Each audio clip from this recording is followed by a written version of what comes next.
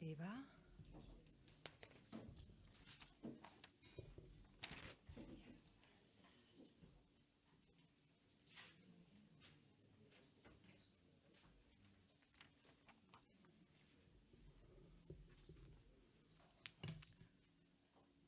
Cuando me digáis, ¿esto funciona? ¿Se escucha? Vale.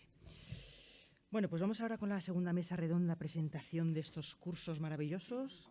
Esta vez vamos a centrarnos en los específicos de los que hablábamos al principio.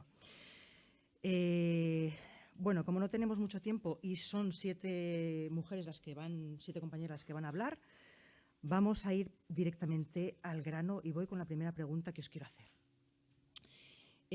¿Por qué pensáis vosotras que es importante, necesaria, la presencia de una perspectiva de género y de infancia, ha añadido antes la delegada del Gobierno, en cada uno de vuestros consejos generales, en cada una de vuestras profesiones? Os presento y contestáis, si os parece, para no hacernos un lío. Marga Cerro, presidenta de la Comisión de Igualdad del Consejo General de la Abogacía. Adelante, buenos días. Buenos días, muchas gracias.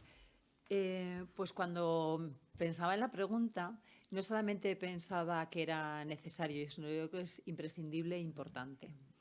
Y voy a intentar explicar por qué. Nuestra profesión o mi profesión nos dedicamos a la defensa de los derechos. Y yo creo que no seríamos capaces de defender estos derechos si no tenemos en cuenta esta perspectiva de género. Había, documentándome, una frase que venía de nuestra presidenta, que me ha parecido que podía redondear un poco el porqué. Decía: la abogacía debe incorporar de forma efectiva en sus planteamientos el enfoque de género y fomentar así los cambios sociales necesarios para revertir la actual situación de desigualdad. Yo creo que la gente se confunde muchas veces en qué es la perspectiva de género. Yo he llegado a escuchar que era una manera de hacer la justicia menos justa, cuando realmente todos sabemos que es lo contrario, pero porque quizás no somos capaces de explicar. Yo muchas veces, cuando intento explicar el por qué era importante tener el enfoque de género a la hora de yo trabajar, lo entendía como una manera más completa de entender a la víctima a la que yo estaba acompañando. Es decir, si tenía esa capacidad de esa realidad, verla bajo esa perspectiva, podría darle una mejor asistencia y podría acompañarla mucho mejor. Porque yo creo que es la manera, por ejemplo, de que derechos fundamentales se cumplan. El derecho a la igualdad, el derecho a la no discriminación. La tutela judicial efectiva ni siquiera creo que se pueda colmar si no se ve bajo esa perspectiva. Yo creo que incluso nuestro Tribunal Supremo ha llegado a esa conclusión y por eso dicta ahora sentencias con enfoque de género. Y sobre todo, y en especial, porque creo que es la manera en que mejor se puede defender. Yo siempre intento explicar con un ejemplo lo que es para mí la perspectiva de género. Si, por ejemplo, estamos hablando de la legítima defensa, que es una cosa que estará muy en boga porque siempre estamos ahí, por ejemplo, la proporcionalidad, si tú miras y estudias sentencias, esa proporcionalidad está bajo el prisma de hombres, de 2 personas, que en este caso son 2 hombres, y que tienen que tener una proporcionalidad en cuanto a las armas. Sin embargo, no eran capaces de ver la diferencia si tú eres la mujer la que te enfrentas o la que estás utilizando tu legítima defensa, porque el prisma bajo el que se miraba no era lo mismo. Entonces, es tan importante la perspectiva de género que yo creo que explicándola bien y entendiéndola bien, no solamente es, como decía antes, no necesaria, sino imprescindible para, en este caso, nuestra profesión. Muy bien explicado, muchas gracias. Fernanda Caro, del Grupo de Género del Consejo General del Trabajo Social. Buenos días. Buenos días. ¿Y te acuerdas de la pregunta, no? Sí, sí me acuerdo. Bueno, yo creo que voy a sumar a lo que ha dicho la compañera. Para el trabajo social no solo es necesario, sino imprescindible. Lo podría resumir en 3 grandes razones, ¿no? La primera es que el trabajo social tiene un compromiso ineludible con los derechos humanos y con la justicia social. Y es así porque así lo dicen nuestros principios éticos y nuestros códigos deontológicos. La segunda cuestión es porque somos profesionales especialmente formadas para trabajar, abordar, identificar situaciones de vulnerabilidad desde una perspectiva multidimensional. Esto quiere decir no solo desde una perspectiva económica, que a veces parece que es lo que se nos achaca únicamente, sino luego, no pasa nada. Desde una perspectiva multidimensional, gracias. Con lo cual... Bebe tranquila, bebe tranquila. No pasa nada. ¿No? Sí voy rápida porque somos muchas. Nos interesa y sabemos identificar y abordar la vulnerabilidad desde una perspectiva económica, pero también relacional y también estructural. Y ahí entra claramente la perspectiva de género. También estamos capacitadas para identificar situaciones de desigualdad y la desigualdad desde esta perspectiva interseccional que cada vez vemos más importante. Y ahí pues el patriarcado, o sea, la raza, el sexo, el género, interseccionan claramente y vulnerabilizan mucho más a las mujeres. Después, nuestra formación nos lleva a trabajar desde la intervención con individuos, con familias, con grupos y con comunidades, de manera que, como se decía en la mesa anterior, creo que lo planteaba Bárbara, los problemas individuales son problemas colectivos, son problemas sociales y trabajamos desde ahí. Y la tercera cuestión es que nuestra práctica profesional, somos una profesión a veces poco conocida, invisibilizada, pero llevamos más de 100 años de recorrido y nuestra práctica profesional nos ha demostrado que el abordaje diferenciado es, ahora voy a decir impepinable, es, imprescindible, porque si trabajamos, por ejemplo, con adicciones, no es lo mismo la adicción de un hombre que la adicción de una mujer. Por lo tanto, la tienes que abordar de maneras distintas. Si trabajamos en prisiones, las prisiones están hechas para los hombres. Que, bueno, aquí que estoy rodeada de juristas, sabéis, por ejemplo, los módulos de respeto.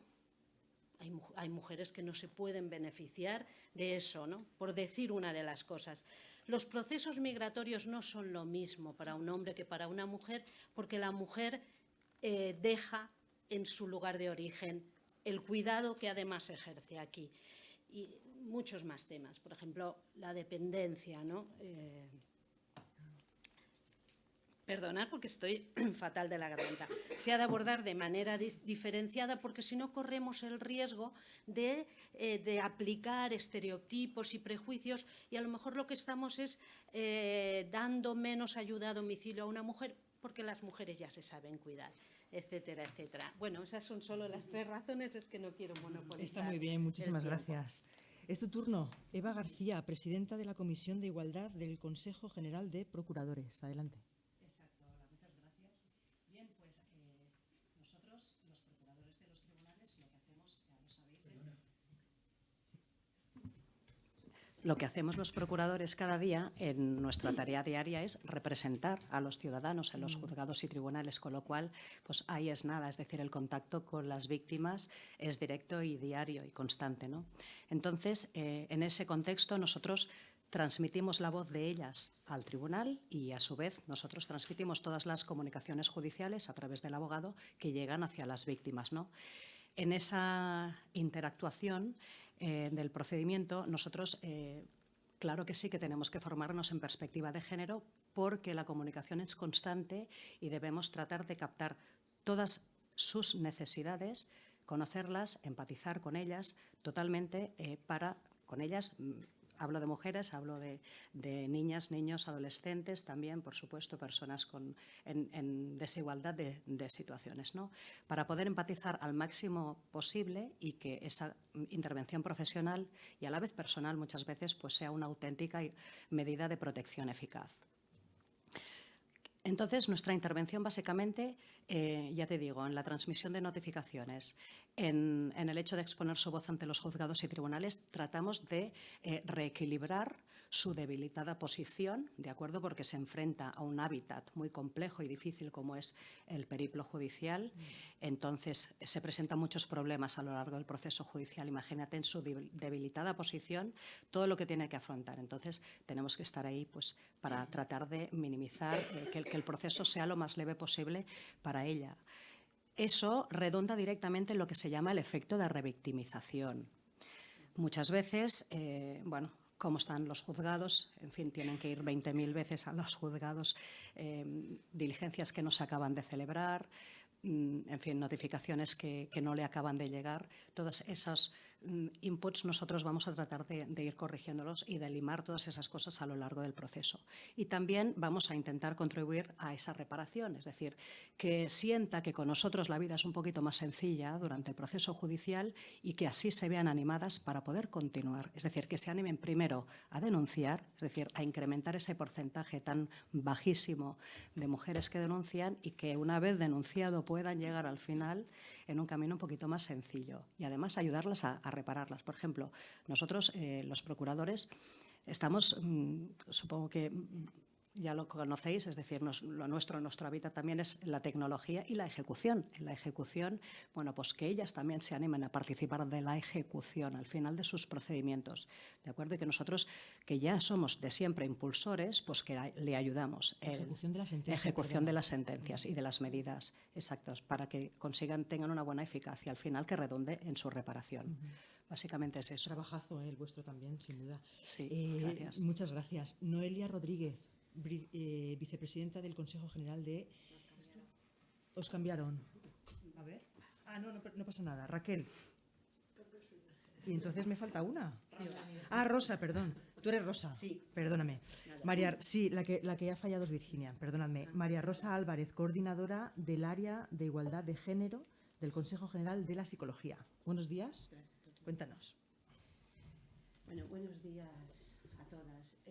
Si me permitís, quisiera hacer realmente un agradecimiento. ¿El micro? Buenos días a todas y, si me permitís, quería hacer un agradecimiento especial a que se ponga en marcha realmente este curso de prevención y erradicación de violencia contra las mujeres, porque sé que es el esfuerzo de muchas organizaciones de unión profesional, pero unión profesional la componen personas y gente que está trabajando en este curso y que al final son personas que creen para que solucionemos esta lacra social que tiene nuestra sociedad. Entonces, lo quería subrayar. Es fundamental. La pregunta es la perspectiva de género en las profesiones. Yo quizás lo voy a hablar general. Luego a lo mejor centramos más concreto en cada una de nosotras. Pero es que tenemos en las manos un tema de una importancia vital. Todas las profesiones. Pero una importancia vital con todo lo que significa la palabra semántica vital. Es decir, hablamos del papel de las profesiones que están llenas de profesionales para trabajar la prevención y la erradicación de la violencia contra las mujeres. Porque estamos hablando al final de un objetivo, y cuesta decirlo, pero es salvar vidas. La vida de las mujeres y de los niños y niñas.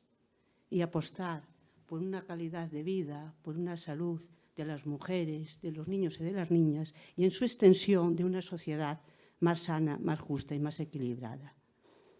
Creo que esta premisa la tenemos que hacer todas las profesiones, absolutamente todas. Y tengo que empezar por la mía, a trabajar, y cada una de nosotras en nuestras profesiones, que si no trabajamos y si no tenemos en cuenta esto, no seremos buenos ni buenas profesionales. No lo seremos. Y esto lo tenemos que hacer en cada una de nuestras profesiones. Y empiezo por la mía. Es decir, las profesiones, muchas de ellos y de los profesionales, de los y las profesionales, no tenemos en cuenta esto a la hora de hacer nuestro trabajo profesional. Por lo tanto, la violencia, y en todas las profesiones lo tenemos que saber, la violencia contra las mujeres es una violación de los derechos humanos, lo dijeron en la anterior mesa, y hay que partir de esa premisa. Realmente, este es el punto de partida. Es una violación de los derechos humanos. Y a partir de ahí, que nos cuestionemos cada uno y cada una, tanto dentro de las profesiones como individualmente, como profesionales, la parte que nos toca. La violencia machista, sí, machista, es el mecanismo más extremo que tiene la sociedad patriarcal realmente para mantener esta desigualdad entre hombres y mujeres. Y, por lo tanto, mientras no corrijamos estas desigualdades, realmente estaremos ejerciendo, de alguna manera la violencia no va a desaparecer.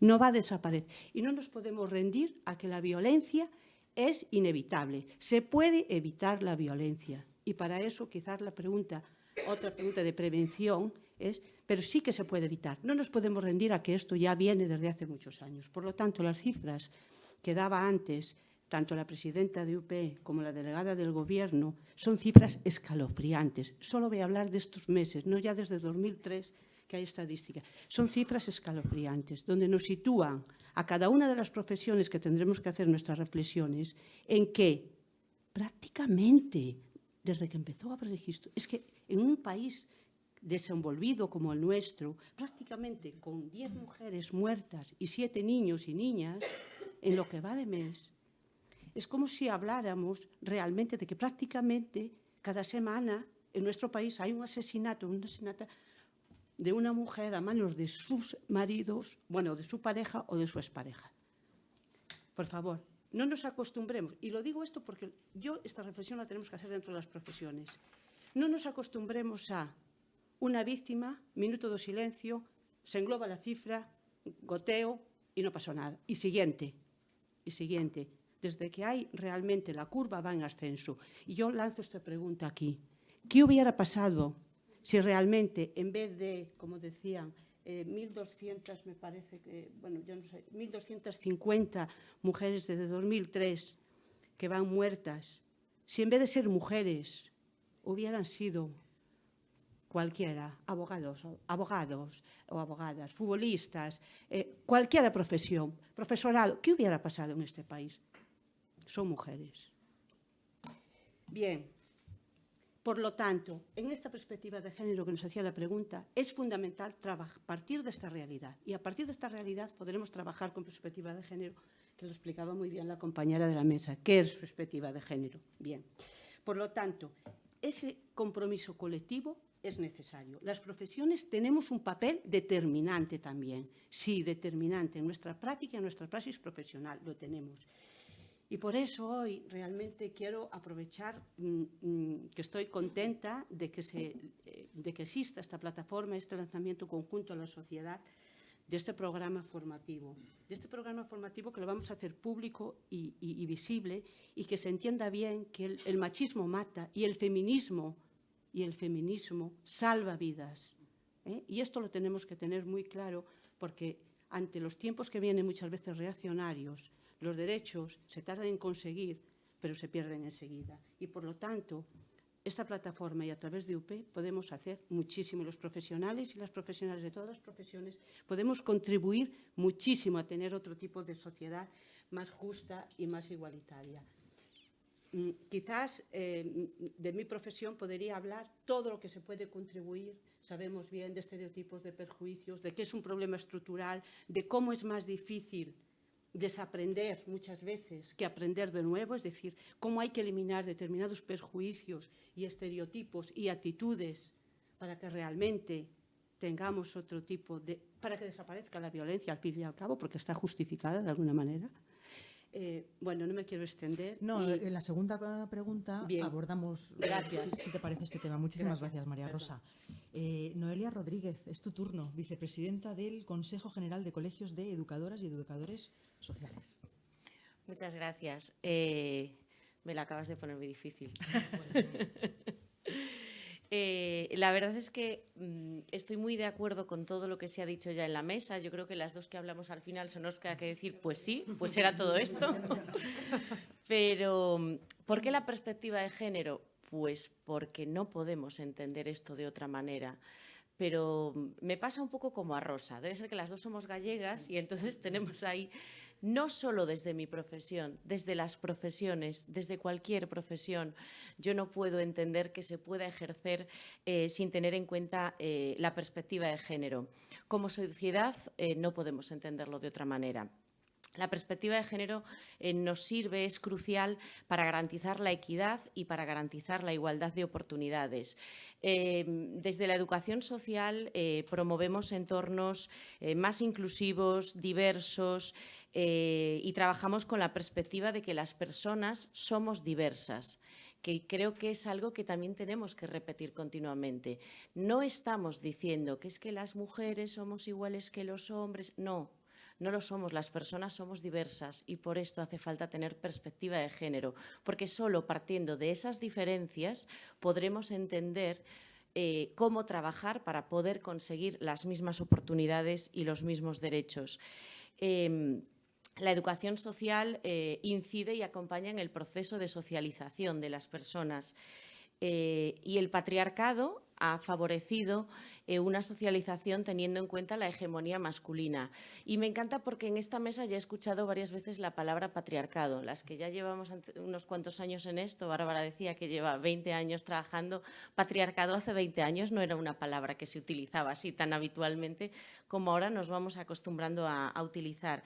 Pues antes yo no podía más que asentir con la cabeza cuando hablaba la compañera de trabajo social en la que estamos en un mundo, o mejor dicho, estamos en una sociedad que está pensada para hombres y está construida para hombres. Entonces, aplicar la perspectiva de género es precisamente identificar y comprender las desigualdades entre hombres y mujeres, así como otras identidades de género. Solo desde ahí vamos a poder hacer bien nuestro trabajo y creo que las que nos hemos metido en esta apasionante aventura, agotadora, porque fue todo muy deprisa, pero apasionante, creo que esto sí lo tenemos claro. Desde aquí partimos para lograr esos cambios, ¿no? Y nada más por mi parte. Muchas gracias, Noelia. Terminamos, de momento, con Raquel Rodríguez, vicepresidenta del Consejo General de Enfermería. Buenos días y adelante. Claro, buenos días y gracias. Es verdad que la última ya parece que no tiene nada que aportar, pero bueno, yo creo que sí. Estoy totalmente identificada con lo que han dicho mis antecesoras, pero yo voy a dar una nueva perspectiva. A ver, yo soy enfermera, ¿vale? O sea, desde el ámbito de los cuidados y de la salud, que es en el que yo voy a centrarme, respetando que efectivamente son todas las profesiones, pero si soy experta en algo es en mi profesión. Entonces, la perspectiva de género es más que una herramienta, es el principio fundamental en el que tenemos que basar todas las actuaciones profesionales. En el ámbito de los cuidados es fundamental. Las mujeres y los hombres somos diferentes, no iguales, diferentes. Y enfermamos de distinta manera los hombres y las mujeres. Y eso hay que tenerlo en cuenta en el ámbito de la salud. Y en el cuidado, enfermería, que es la primera puerta de entrada, que la enfermera cuida a toda la población y en cualquier ámbito, y cuida a mujeres, hombres, niños, en todas las edades de la vida, un proceso vital desde que nace hasta que muere. La perspectiva de género es fundamental. Yo no voy a hablar del modelo que tenemos estructural, porque eso ya lo conocemos todas.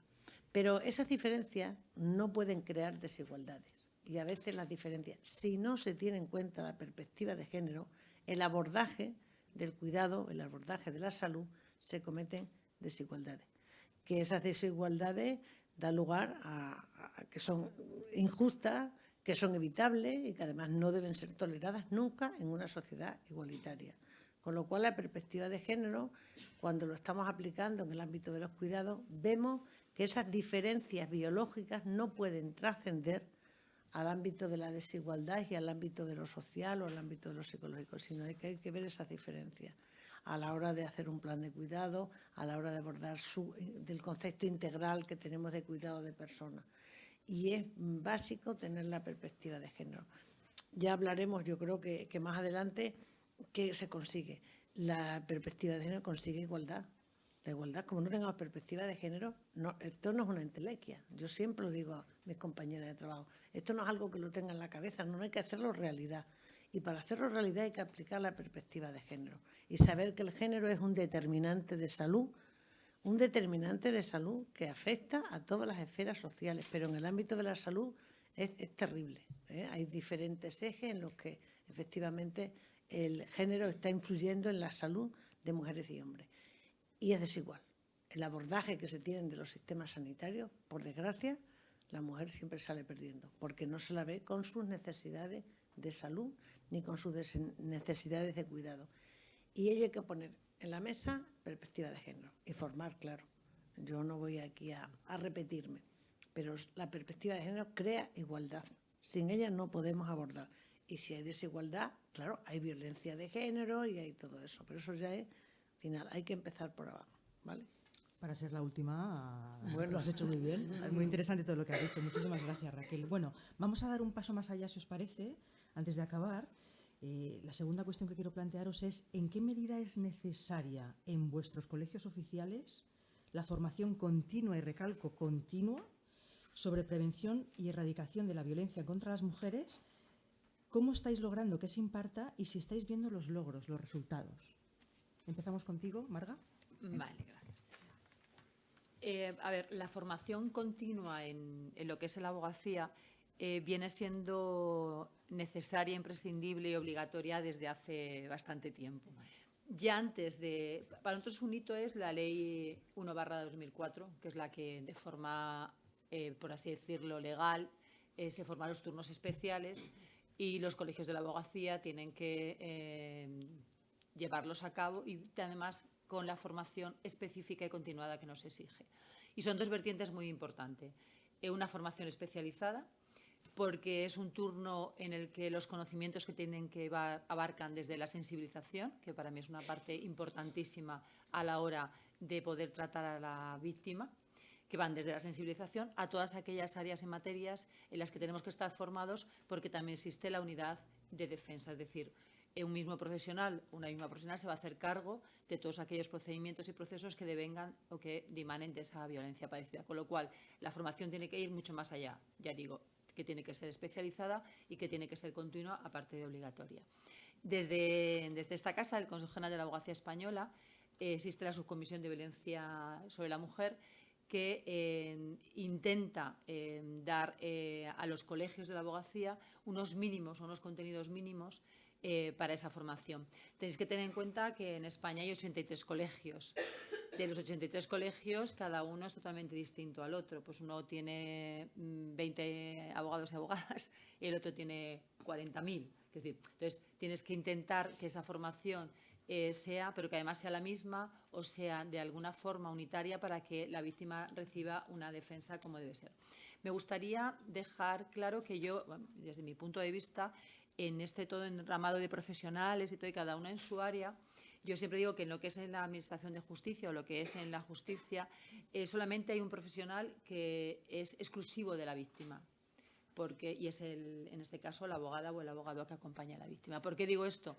Porque el juez va a ser imparcial, no va a estar ni a favor, no debe estar. Es decir, pues el fiscal tiene su propio cometido, pero es determinado. La persona que va a estar con la víctima, siendo para ella el baluarte, el que va a defender sus derechos, el que va a estar ahí desde el primer momento, es el abogado o es la abogada. Con lo cual, evidentemente, esa persona tiene que estar plenamente formada, como antes decía, para que saber tratarla, incluso para saber las pruebas que podemos pedir, el modo de pedirla. No es lo mismo si estamos en un sitio que en otro, pues la prueba anticipada para intentar que no haya revictimización, en fin, unas cuestiones que yo creo que es por eso importante la formación. Y yo sinceramente quiero pensar, y creo que con datos objetivos, que hemos avanzado en esa formación y que nadie en absoluto piensa o pone en duda que haya que dar una formación especializada y una formación continua. Es una cuestión que lo tenemos asumido y que no solamente lo tenemos asumido, sino que yo creo que lo intentamos hacer con la calidad suficiente para que nuestros servicios sean, pues efectivamente, los que se merece la víctima o los que debe tener la víctima. Muy bien, muchísimas gracias, Marga. Es tu turno, Fernanda. Gracias. Bueno, vamos a ver, desde el Consejo General de Trabajo Social trabajamos la perspectiva de género desde hace tiempo y desde dos ámbitos. Uno específico, que es a través del grupo de género, y otro transversales, intentando meter en todas las áreas esta perspectiva. Y principalmente donde se visualiza es, por un lado, en la formación que organiza el Consejo, y por otro lado en las publicaciones. Ahí hemos hecho distintas iniciativas formativas a nivel y tanto cuando hacemos formación específica en género como cuando se hacen otras formaciones, siempre la perspectiva de género tiene que estar incorporada. En eso somos bastante machaconas, ¿no? En el ámbito de las publicaciones hemos abierto hace poco una línea violeta en la que hacemos específicamente publicaciones sobre género y feminismo. Y una de las guías que hemos hecho para la aplicación de de la perspectiva de género en el ámbito del trabajo social nos ha dado un dato muy significativo, que muchas de nuestras profesionales se forman en género, en concreto creo que era aproximadamente un 82% de las profesionales tenían formación en género, pero la dificultad está en aplicar después en la realidad esos conocimientos sobre género. Por lo tanto, ese es el reto, profundizar en dar herramientas para abordar las situaciones de desigualdad por motivo de género. Siempre decimos que el trabajo social es un conjunto interrelacionado de conocimientos, habilidades y actitudes que son indisociables. Necesitas conocer un fenómeno, necesitas tener unos principios de los que hemos hablado y necesitas tener unas habilidades, unas herramientas. Y creo que ahí tenemos el reto, no solo el trabajo social, todos las y los profesionales, en esos conocimientos, cómo los aplicamos a la realidad concreta. Muchas gracias. Vamos ahora con los procuradores y procuradoras. Eva, cuéntanos. Sí. Bueno, pues nosotros la verdad es que también llevamos mucho tiempo analizando la situación. La verdad es que en el ámbito, en el contexto de los juzgados y los tribunales, allí se violentan y se ponen en entredicho muchos derechos esenciales de las víctimas, ¿de acuerdo? Que atentan directamente contra su dignidad. Eso nos obliga a una reflexión muy seria. Entonces, si nos hacemos, fijaos, una fotografía mental de lo que son hoy en día los juzgados y los tribunales, el sistema judicial en general, pues vemos que hay una apabullante falta de medios en muchísimos. La situación de la España rural, cómo están muchos juzgados mixtos, sin apenas personal, a veces con bajas de funcionarios que se eternizan, procedimientos que se quedan aparcados en los cajones digitales y cajones de madera, vamos. No hay un sistema de interoperatividad de sistemas telemáticos donde la información fluya con facilidad, es decir, hay muy poquitos juzgados especializados con personal formado en perspectiva de género, ¿de acuerdo? Entonces, ante esta situación, por un lado y luego por otro, analizas la víctima, cuáles son sus derechos básicos. Leamos el Estatuto de la Víctima, ¿de acuerdo? Todos los derechos que le asisten, los 25 primeros artículos. Muchísimos de ellos, ante esa situación, no se cumplen. Y nosotros somos unos profesionales que estamos allí cada día viendo cantidad de cosas que pecan, adolecen de muchísimos defectos. Entonces, ¿qué hacemos nosotros? Bien, pues tenemos muy claro que nosotros somos unos aliados, somos muy importantes del abogado. El abogado es, por supuesto, quien defiende y es el que aporta la estrategia de defensa, pero siempre queda también un campo, sobre todo en el ámbito judicial, donde nosotros podemos aportar muchísimo. Y muchísimas de esas pistas están en el propio Estatuto de la Víctima, ¿de acuerdo? Como, por ejemplo, tiene que llegar a declarar una víctima extranjera, ¿de acuerdo? Pues garantizar que esté el intérprete o que se le tengan que remitir toda una serie de resoluciones judiciales traducidas a un lenguaje, a su propia lengua. Pues nosotros procuraremos que esto esté allí.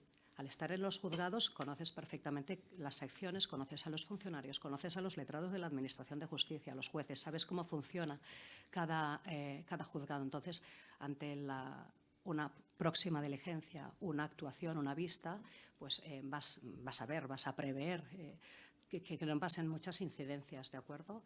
En fin, si a ello le sumas que nosotros también estamos, digamos, ya de por sí, profesionalizando las notificaciones, impulsando los procedimientos, pues creo que podemos hacer mucho. Sin embargo, es absolutamente indispensable para que esa protección pueda ser muy, muy eficaz, formarnos en perspectiva de género para conocer las necesidades.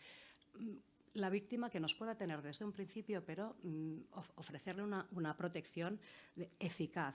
¿Qué necesita? No apabullarla con un montón de información que quizá no es el mejor momento y no somos tampoco los profesionales. Eso posiblemente es el abogado o es el asistente social. Pero nosotros podemos coordinar muchísimas cosas. Bien, pues desde hace tiempo en el Consejo, desde el Consejo General de Procuradores de España y después en muchos colegios, somos 67 colegios hoy en España. Entonces, en muchos se imparte formación ya especializada y se están constituyendo turnos especializados voluntarios para violencia de género. Lo que pasa es que también somos muy poquitos, somos solo 10.000 profesionales en España, ¿no? Entonces, hay colegios donde no llega esa representación especializada y digamos que no hay un turno especializado, pero sí que estamos prácticamente concienciando a todo el mundo.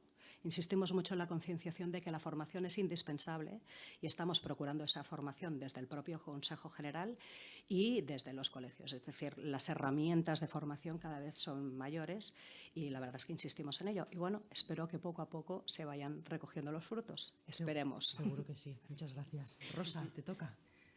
Venga. Bueno, pues nada, yo sí que creo que la formación es necesaria, útil y permanente, tiene que ser, ¿no? Entonces, desde nuestra profesión, primero, es muy desigual.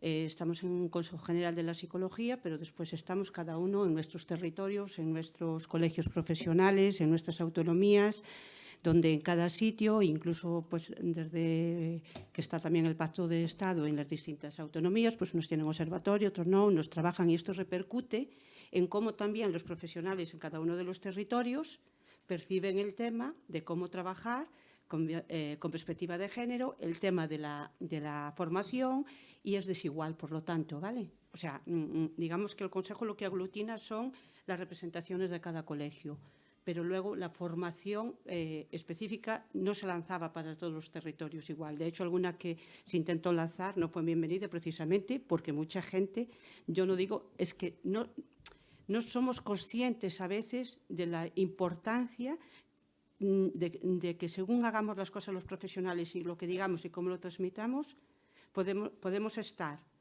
atacando el problema o intentando prevenirlo o podemos hacer más daño. Por lo tanto, eso es fundamental. ¿Con esto qué quiero decir? Creo que la psicología tiene que tener, primero, una formación generalizada, donde todos los profesionales tenemos que partir de las premisas que yo consideraba al principio. No es una formación cualquiera. Por lo tanto, hay que creer y no hacer el curso únicamente para que te den un punto. A mí me parece fundamental esto. Entonces, a partir de ahí, luego en cada uno de los ámbitos, la psicología es variada, tenemos el ámbito clínico, tenemos el ámbito de la justicia, tenemos el ámbito de los recursos humanos, de trabajo, y tenemos el ámbito de social, ¿vale? Por lo tanto, ahí en la especializada, cada uno de los profesionales donde van a ejercer su profesión, su trabajo, tienen que tener ya una especialidad distinta.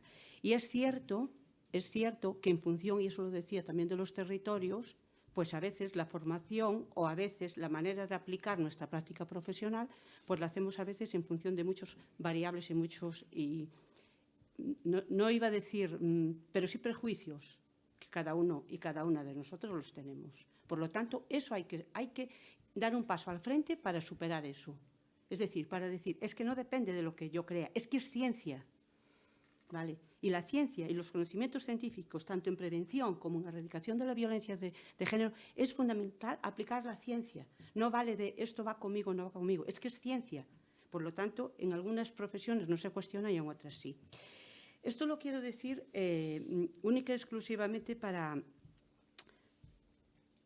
convencernos, empezando por la psicología, de que hay que apostar por la prevención. No podemos ir única y exclusivamente al tratamiento individualizado, y lo decía María en la mesa anterior, sino hay que apostar por la prevención. Y la prevención la trabajas con las comunidades también. Y eso es una formación que los profesionales en cada uno de nuestros ámbitos y también en la sociedad, que estamos ahí, no estamos al margen, ¿no? Podemos conseguir esto. Por lo tanto, hay que apostar. No existe la prevención, no se trabaja la prevención de violencia de género, en nuestra profesión hablo, ¿eh? Es decir, si estamos hablando de que es fundamental trabajar con la infancia y la adolescencia, los centros educativos, que es la única salida muchas veces a la violencia de género, apostar por la educación. Y hay que empezar en infancia, y hay que empezar en los colegios de 0 a 3 años, con los niños y niñas. Y hay que ir a la secundaria a ver lo que está pasando. No podemos única y exclusivamente luego centrarnos en los juzgados, que qué pasa cuando una mujer víctima, que llegamos ya a la revictimización, eso hay que hacerlo porque está ahí el problema y tenemos que formarnos en cómo hay que trabajar efectivamente en los juzgados con los niños y con las niñas y con los falsos síndromes que no existen, que quiero que se elimine esa palabra, porque no existe, no es ciencia, ¿vale? Y eso es fruto de no tener una buena formación en ciencia cuando no aplicamos bien esos contenidos. Por lo tanto, apostemos por la prevención realmente con ciencia. La prevención tiene que ser científica también y ver lo que se hace en cada territorio y en cada ámbito y en los centros educativos, que estamos mirando para el otro lado y tenemos que centrar ahí el foco en la mirada de nuestros jóvenes y nuestros chicos y nuestras chicas. ¿Qué está pasando? Hay un retroceso ahora mismo que está puesto en evidencia de cómo las niñas y los niños están concibiendo el tema de la violencia dentro de los centros educativos. ¿Hacia dónde miramos? Por favor, hay que tener profesionales ahí dentro que trabajen las relaciones afectivos sexuales, que trabajen los estereotipos, que trabajen las creencias, que trabajen la igualdad. Y eso hay que trabajarlo a los 3 años. Y el profesional que está en el colegio trabajando, en este caso, un psicólogo, una psicóloga de la educación, tiene que saber que los niños y las niñas se comportan de distinta manera. Sí, el problema no está en comportarse de distinta manera, el problema está en la desigualdad que genera la diferencia, porque no están aquí y otros aquí. Vale, sería para... Entonces, esa formación en nuestra disciplina tiene que ir por ahí, con respecto a lo que es la prevención. Y con respecto a lo que es la intervención, es necesario en cada uno de los ámbitos que hablé trabajar. Es que si no me sitúo que cuando yo estoy en la clínica tengo delante a una mujer, a un hombre, ya no estaré haciendo muy bien el ejercicio. Y cuando vea lo que está pasando a esa mujer y lo que esté pasando a un hombre, tengo que saberlo. Si voy a recursos humanos a una empresa, tengo que saber lo que le está pasando realmente a estas personas. Si voy a educación, y si voy a lo social, tenemos. Y a partir de ahí, profesiones, sociedad y administración, si creemos en esto, tendrá solución la violencia de género. Gracias. Muchas gracias, Rosa. Noelia Rodríguez, Educadores Sociales. Es tu turno. Bueno, pues yo llevo muchos años dedicada a la docencia y hay algo que siempre digo el día de inicio con un grupo y es que cuando no sé de algo, alguien lo paga. Y los profesionales y las profesionales, cuando no sabemos de algo, lo pagan las personas con las que intervenimos. Además, quienes trabajamos en el marco social y en el ámbito de la enfermería también nos encontramos, yo creo que muchos profesionales y muchas profesionales que son aficionadas a. Entonces, todo el mundo puede hacer educación social, todo el mundo puede hacer trabajo social. Bueno, la psicología, vente conmigo que nos tomamos un café, ¿eh? Y esto te lo resuelvo yo y te ahorro 50, 70, 80 euros. Y me parece que viene muy al caso precisamente lo que acaba de decir Rosa. Estamos hablando de ciencia, estamos hablando de algo que es muy importante, no es opinable, es ciencia y la formación es necesaria para que podamos intervenir de la manera adecuada. Yo ahora, escuchando a todas las compañeras que están en la mesa, pensaba que realmente es verdad que yo estudié hace muchos años, pero la carga horaria que había en cuestiones de género era el interés personal de alguna profesora. No había carga en formación de género, es decir, yo terminé la carrera en el año 99 y toda mi formación en género está fuera de la universidad, que no está mal porque hay que seguir formándose, evidentemente, pero yo he recibido 0 formación en mi carrera. ¿Que ahora ha mejorado un poco? Pero todavía no lo suficiente y, por lo tanto, vuelvo a reiterar que alguien lo paga. La formación, y lo decía antes la presidenta de Unión Profesional, es un pilar fundamental en cualquier sociedad y tiene un impacto profundo en el desarrollo individual y en el desarrollo colectivo. Por lo tanto, no puedo entenderlo desde otra manera. Y en el Consejo de la Educación Social no podemos entenderlo de otra manera. Y creo que, además, hemos vivido un proceso que estoy segura que ha pasado en otros consejos. Nosotras también nos tuvimos que ver, que mirar y que ver qué pasaba en nuestro consejo y que ver que en un colectivo, en una profesión feminizada, hablaban más ellos, gritaban más ellos, la perspectiva de género no se tenía en cuenta. las cuestiones de violencia eran cosas de mujeres dentro de la propia profesión. Entonces, nos toca a los consejos hacer una apuesta muy fuerte por este tipo de formaciones. El hecho de que esta en concreto lleve tantas disciplinas, que vamos todas juntas caminando como debe ser, ¿no? Y como hablamos desde el feminismo, desde la sororidad y desde tejer redes que tanto nos gustan, pues el que todas las profesiones o todas las profesiones que estamos aquí pongamos el ojo en esta importancia de la formación, creo que es lo que va a permitir que precisamente, como muy bien decía Rosa, ¿qué está pasando a nivel social, que estamos retrocediendo? Bueno, pues vamos a empezar por casa. Vamos a ver qué estamos haciendo nosotras para que este retroceso vaya a más o vaya a menos. Y como os decía al principio, si yo no sé de algo, alguien lo paga y a lo mejor lo está pagando la infancia. Tendremos que revisar esto también. Nada más. Gracias, María. Terminamos con Raquel Rodríguez, del Consejo de Enfermería. Bueno, yo no me quiero alargar mucho, pero siempre me gusta añadir algo, ¿no? Aunque soy la última, pero no tengo también mucho que decir. Bueno, la formación es necesaria e imprescindible. Y además es una formación específica, es decir, formarse en violencia de género, detección y prevención. Hay que hacer una formación específica sobre ello. Y en este caso yo, como enfermera, en el ámbito de la salud, en el ámbito de la enfermería, a la enfermera hay que formarla específicamente en violencia de género. Y además es una obligación o un compromiso, diría yo más, de los consejos profesionales, en este caso el Consejo General de Enfermería y los colegios profesionales. Y nosotros desde el Consejo General de Enfermería hay un departamento que es IFO, que es el Instituto Superior de Formación Sanitaria, que tiene cursos permanentes de formación, prevención y detección de violencia de género. Porque eso no se puede abordar, no se puede abordar desde cualquier puesto y ámbito de trabajo en el ámbito de la salud como no se tenga formación, porque además puede ser perjudicial. Y además sucede una cosa que yo no sé si le pasará a todas las profesiones. En el ámbito de la salud nadie quiere abordar la violencia de género. Hay sus propios prejuicios, eso remueve por dentro todo nuestro yo y entonces es muy difícil y nadie quiere ese tema. La profesión de enfermería está feminizada, pero rozamos el 80 o 90%, ¿no? La formación de violencia de género no es solo de las mujeres, es de las mujeres y de los hombres. Y siempre este tema hay poquísimos profesionales sanitarios masculinos que están comprometidos y que se forman en esto, con lo cual ya empezamos a tener ciertas desigualdades. Entonces la formación es una obligación, en este caso que han preguntado a los colegios y los consejos, sí tenemos ese compromiso, pero también un compromiso obligatorio de las administraciones sanitarias, que aquí ha estado la delegada del Gobierno y efectivamente eso es un compromiso de las comunidades autónomas, de las administraciones sanitarias, porque hay que dotar a los profesionales de herramientas y solamente se aprende con la formación. No hay más, ¿eh? Lo demás es ganas de encontrarse con esos problemas, cuando una mujer sufre violencia de género o detecta o ve los riesgos que hay y no eres capaz de abordarlo. Entre los prejuicios que tiene y la situación que no nos favorece, entonces la formación es pieza clave y de hecho me preguntas que si tiene resultados. Sí. Cuando los profesionales sanitarios, en este caso, están formadas, la prevención y la detección es clave.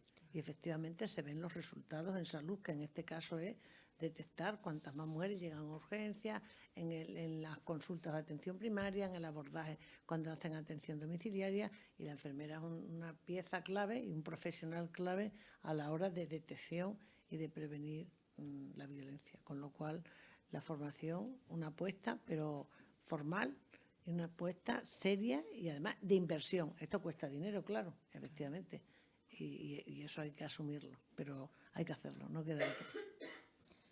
Pues damos ya por terminada esta mesa redonda, si os parece. Muchísimas gracias a las 6 por haber participado, por habernos explicado también todo. Y gracias a vosotros por estar aquí y a los que nos están viendo virtualmente. Gracias.